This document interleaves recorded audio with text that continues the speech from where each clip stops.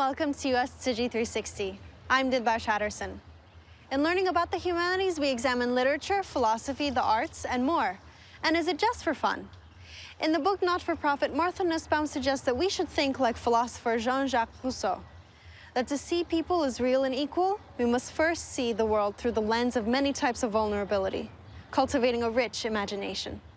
Coincidentally, or not so coincidentally, this idea lies at the core of Tzu Chi's mission to teach humanistic culture. And today, I'll introduce you to the people who might just be Rousseau's reincarnation, the first of which looks through a lens of his own.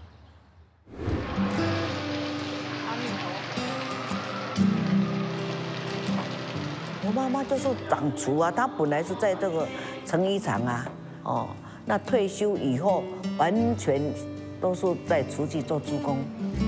好像罗爸爸好像是做这个摄影的主业，91年就认识他嘛。所以我们厨具刚开始的时候，那时候没有人会摄影啊，所以一定要记录嘛，所以请他来。我说好啊，拍什么呢？他说拍厨具的开幕典礼，我就开始拍了。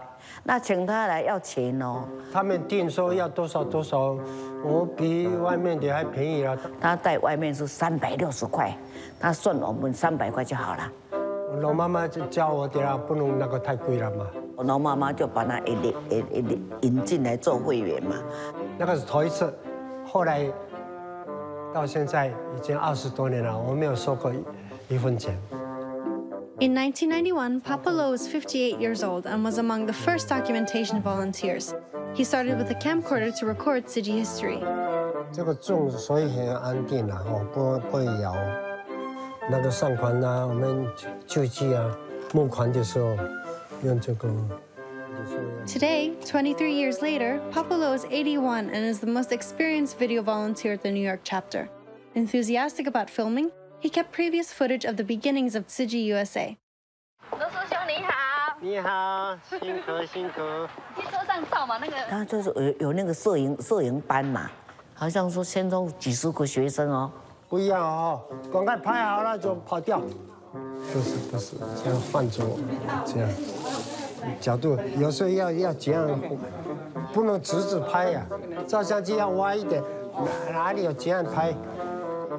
我每一次来教学校里面教课的时候，我一定有一个穿那个厨具的 uniform， 意思就是厨具人教摄影课，一切免费福利。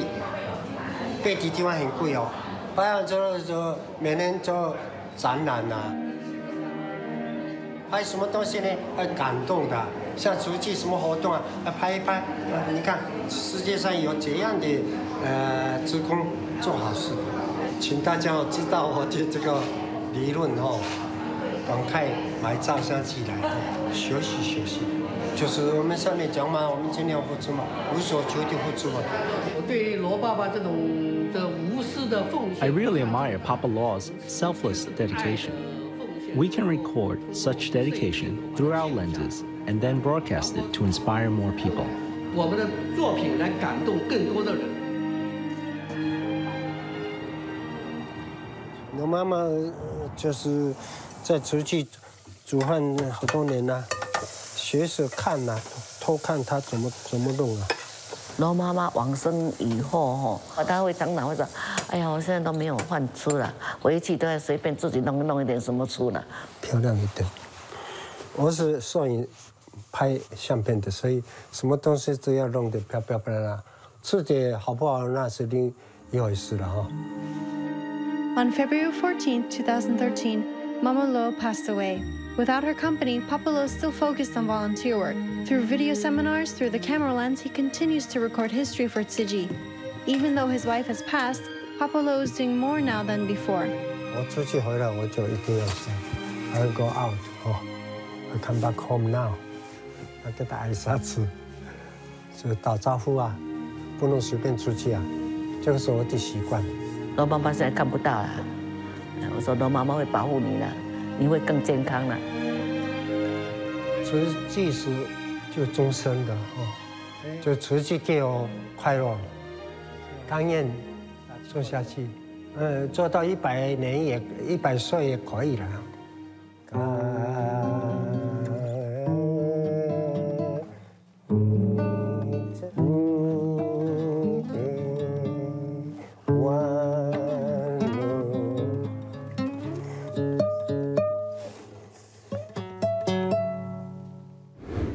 While Papa Luo helps us see the world through his camera, Tzu Chi volunteers on the West Coast are giving listeners a buzz on the radio waves. And you'll see it's not as easy as it sounds. Let's see how volunteers are spreading the Dharma, but also some good tunes in California. In Los Angeles, Tzu Chi volunteers set up a radio program, World of Tzu Chi's Love. It plays on the frequency 1300 AM. World of Tzu Chi's Love in Los Angeles. Good morning, listeners. Welcome to this week's World of Tzu Chi program. I'm Francis. Volunteers also established a Daai radio station, which airs on Silicon Valley's 92.3 FM. Great love shines on the world. Good morning, my dears from the Bay Area. In Southern California, the Chinese population is actually quite significant, about 1 million. About 3 years ago, I suggested to headquarters that we establish a World of Tzu Chi program. Actually, our team for Tzu Chi Daai radio program includes 3 groups of volunteers. There is Sister Ping Yao, Doreen, and myself. But behind us, there is an entire team to make the program happen. 小娟师姐你好。你好。 We quickly form a team, and more than 3 years have passed. We work on the program with joy. The radio program needs a producing team and host, so it allows all of us to work on it. When we record the program, we sometimes encounter difficulties because we do the recordings at home. Before, I would take an iPhone, wear my headset, and take my script with me and record in the closet. Every time after recording, I would be sweating, because sometimes in the summer, I used a blanket to cover myself as I recorded. I chose to play it at night because I felt it would be the most noise-free setting. We hope to choose a more quiet place so the recordings will be without background noise. At the time, I had 2 dogs. Sometimes they would bark as we recorded. This is a problem we'd encounter while recording at home. For equipment, we'd use a mobile recorder. The recording quality got better, but as I think through the years, I feel I've been improving. I was responsible for the interviews. When the material came back, maybe we needed only 7-8 minutes, but the interview was 30 minutes. You need to cut the 30 minutes to a 7-8 minutes video. This will be time consuming. How do you connect the scenes together and include the music? So when they asked me to provide music, I took out my Chinese zither to play. The songs were all Tzu Chi songs. There were many of them, and I couldn't learn them all. Even though time and resources were limited, the 2 teams completed the productions on time and shared their positive messages with the world. The smartphones we use have many types of software. I will use the iPhone and send by email. Normally, I'll attach the files and send it to Sister Francis. 21 strings were easy for me, but these high-tech products are not. I use my cell phone and my iPad to record the music. We downloaded an app. Conquering the challenges of the recording environment, volunteers are determined to learn new skills. That is very convenient. You can send an email directly after recording. Sending it to editing volunteer, sometimes 2 pieces of equipment would be used in rotation. After editing and adding the soundtrack, everyone sends their pieces to me. I'll put together a final version, adding Tzu Chi songs and make it into a 30-minute program. When we physically record and edit, it would take us 7 to 8 hours to complete every week. The pre-production footwork would take 2 to 4 weeks for each episode. We need imagination for our production. I'm talking to a vast audience, even though I'm alone in a small room, but we are trying to broadcast this program to a large group. We need to make the audience feel that you are speaking with them individually.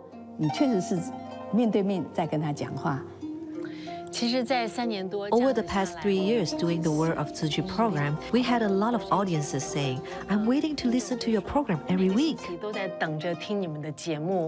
You'll notice that the program you are doing, there's actually someone listening. Listening to our own program on air is the greatest honor and joy. When I first listened to the song Seed of Remembrance, which I performed, I was in the car and pulled over to listen. Everyone at the radio station are not professional broadcasters, but Master say you become professional when you put your heart into it. This allows the Chinese population in Southern California to listen to our program when they desire. It's very touching. Our program is coming to an end. Hope everyone listening can keep a positive mindset to enjoy the weekend. We also wish your family well and send our blessings. Let's meet on the air same time next week. Goodbye. Okay, done. As volunteers are mastering the art of recording, our next group of volunteers will show us how they delicately balance coffee, tea, and environmental protection all in one. It's the Ecoverse, Tzu Chi's first and only bookstore cafe that is independent of an office, where locals in San Diego can learn more about the environment and grab a cup of joe. So let's see what's brewing.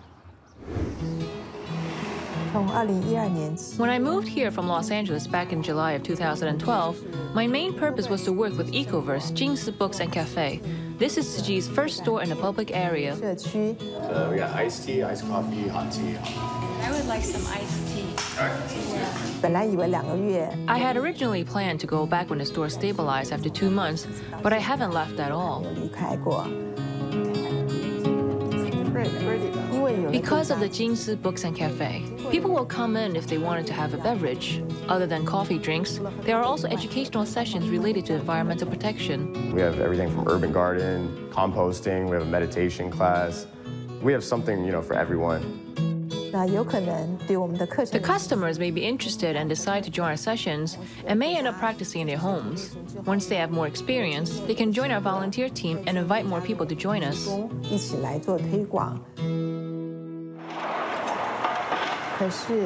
In 2012, we did a test run on August 4th and had a grand opening on December 9th. At the time, the library hadn't opened yet. One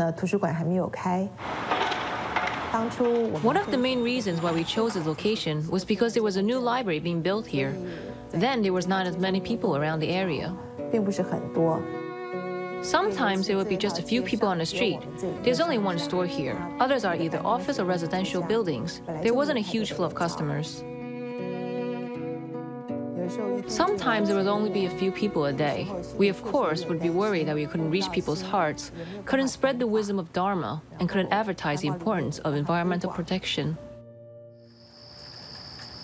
When we started this store, of course we would like to have as many customers as we can. However, we aim to recruit as many volunteers based on our resources. If we had a crowd like Starbucks, we would always be serving coffee instead of having interactions with the customers.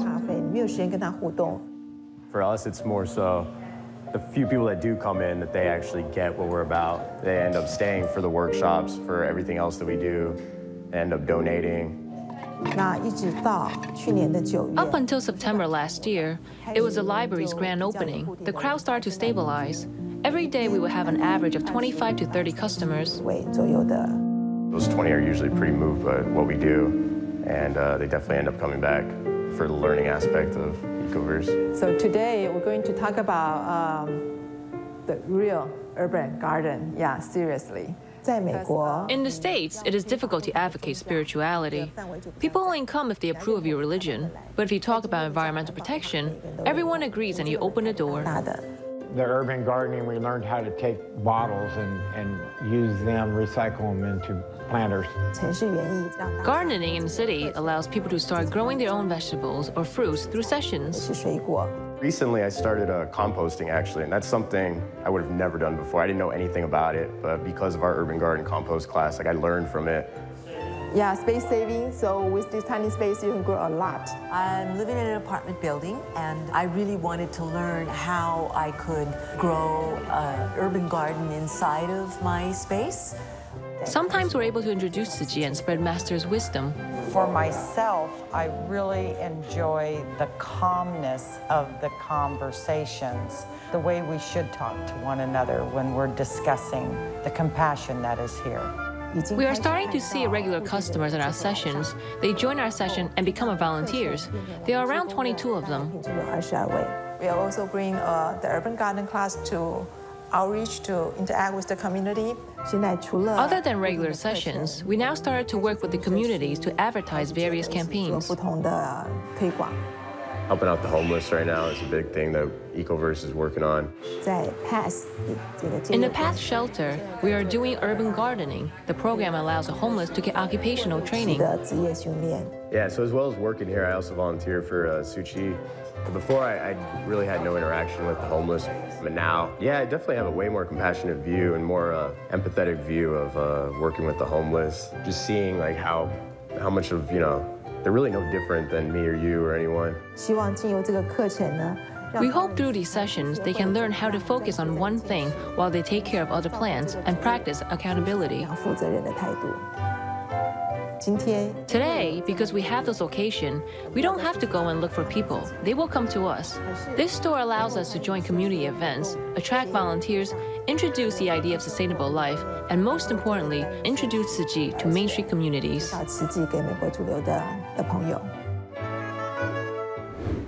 If that wasn't your cup of tea, then this next segment just might be. Here we'll meet with our friends from Idlewild, California, where a stolen Buddha statue caused a karmic series of events that followed suit. And now let's see how Master Zhang Yan's writings made its way there too.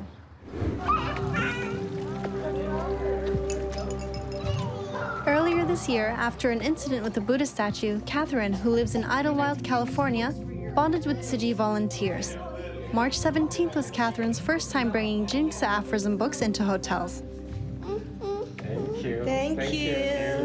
When we got there, I think it was on the way up there to Woodland Park Manor, the volunteers said, one of them said, "We like when you're with us because we feel protected."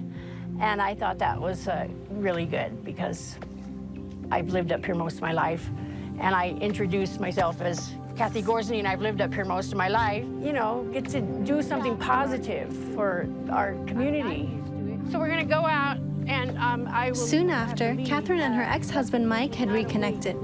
She also gave him a book of aphorisms and bamboo bank to him. And I see Mike's truck. My name's Michael Kellner, and I've lived up here in Idlewild since 1954. Idlewild is our home, so even though we separated, we're still, best friends. And the whole ordeal happened with the Buddha and my grandson. It just brought us all even closer together. So it's been a great experience. How you got this? I got it from Kathy. From Kathy? And I feel it out. At the beginning of May, Tzu Chi volunteers went up to the mountains to visit Catherine. When they met Mike, he immediately gave a coin-filled bamboo bank to the volunteers. He said he wanted to help more people in need. Michael was like Master disciple because he had read Master's book, Life Economics. He said that while he was in a hospital, he was very touched after reading this book, so he hurried and shared it with a patient beside him. After he was dispatched, he gave the book to his Chinese doctor.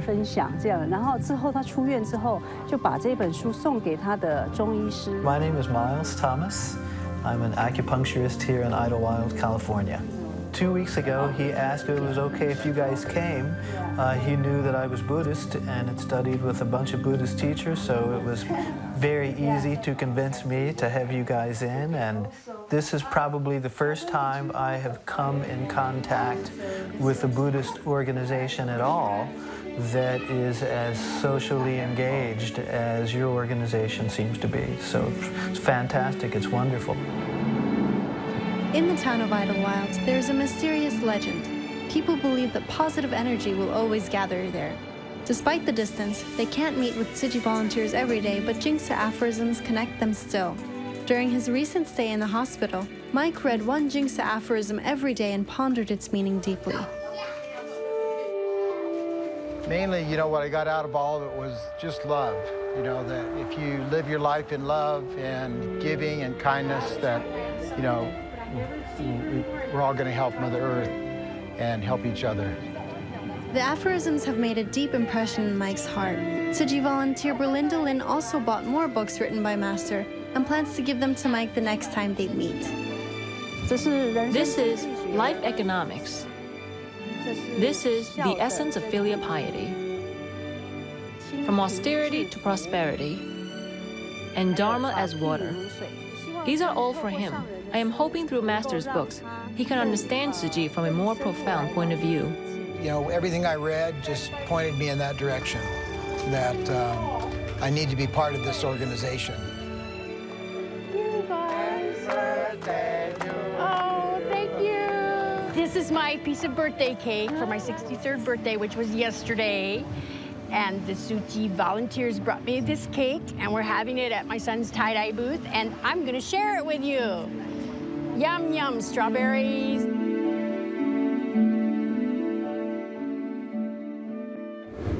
Coming back from Idlewild, now let's turn to the more savory side of Tzu Chi's humanistic cultural mission, the food. When we first started this project, we thought we would put the Jingsi rice and children's cultural lessons together, because Jingsi rice was not particularly common to the children. We thought we should bring in the Western factor. The most common food in the States is pizza, so we thought we would put the Jingsi rice and pizza together so that the students can enjoy it and to allow them to enjoy food other than the ones they already know. We hope we can bring together Jingsi rice and cultural lessons. I feel happy. At the beginning, I was doing some experiment at home. I tried about 3 times till I got it. After the 3rd time, when I controlled the temperature, it really felt like what Master had said. You are professional when you put your heart into it. When you put your heart into it, you would be able to do things better. North California volunteers used their creativity to transform Jingsi rice into pizza. At headquarters, they held a vegetarian rice dish competition. The creativity of Tzu Chi's youth made the concept of the rice more dynamic. My name is Vivian Yang, and I'm from Team 3. We're doing the United States of America. Today we'll be cooking instant rice to show that rice can be cooked quickly and it can be healthy. The contestants considered ways to transform the Jingsi rice into dishes that could suit cuisines from different countries and cultures. Hi, my name is James Thongkam, and I'm part of the Australia group with the Iron Chef. We are cooking an Australian fried rice.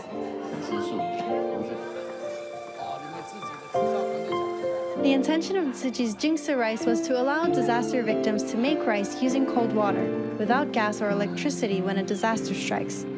But not only can the rice be used for disaster relief, it's versatile enough for daily life. They say the best way to a man's heart is through his stomach, but Tzu Chi's got that down already. By supporting and participating in Tzu Chi's many programs, you open a new chapter in your own knowledge. Who knows? It may lead to a fantastic read, a worthwhile sight, or even a delicious bite. Thanks for joining us. I'm Dilbar Chatterson, and I'll see you soon.